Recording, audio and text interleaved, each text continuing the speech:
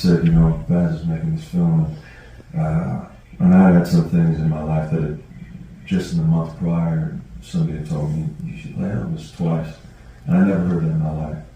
And then I hear that Baz is making a movie, and I knew that there was something in myself that I would come out the other side different somehow, and I'd be able to explore things in myself that would pull something out of me that maybe I didn't know I had, and so I knew I had to go after it, but I didn't know the way in. I doubted myself, even though it's kind of like looking at the top of Mount Everest and going, I may die trying to get up there, but I know I gotta try. I gotta give it my best shot, and so I started doing all the research and everything, and I was watching a documentary, and they said that Elvis's mom had died when he was 23. And immediately, I got chills because my mom died when I was 23. And she was my best friend, and I never experienced grief like that before. And I knew that Elvis and his mother, as one psychologist that wrote this book about Elvis, that said that they called his mother's relationship with him lethally enmeshed. They were so enmeshed that when she died, that something in him, like the fabric of his being, was ripped.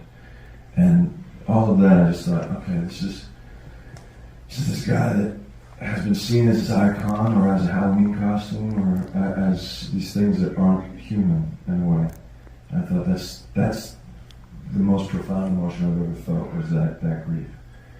And so that was in there, but I was still, Denise and my agent James had said, you should send Baz a tape of you singing, because we can show him your acting, but nobody's seen you sing, so why don't you send us something of you singing? And so I was watching all the movies and stuff, and I thought, I'll choose Love Me Tender. So I never sent it, because I thought, this is just an impersonation. This is me trying to, make my face look like Elvis's face, and that was still at the point where I had this unrealistic expectation that if I somehow manipulated my face muscularly, that I could convince everybody that there wasn't a difference in my face to his face.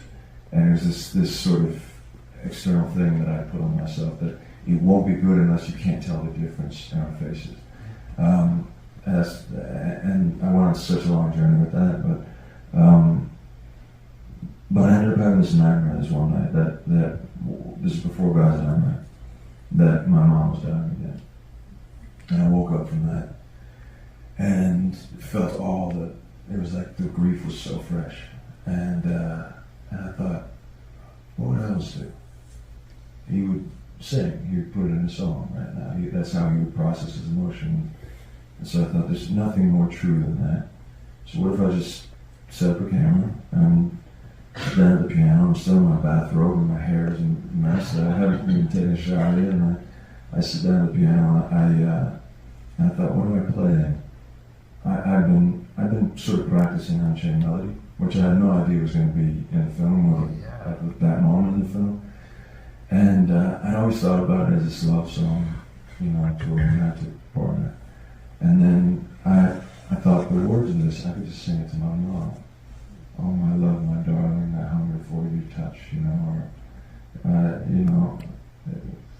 it's been a long, long time, these things. And so I just set up this camera, and I filmed that. I filmed one take, and I just kind of allowed myself to let all that emotion come out. And then I sent that. And that's the tape.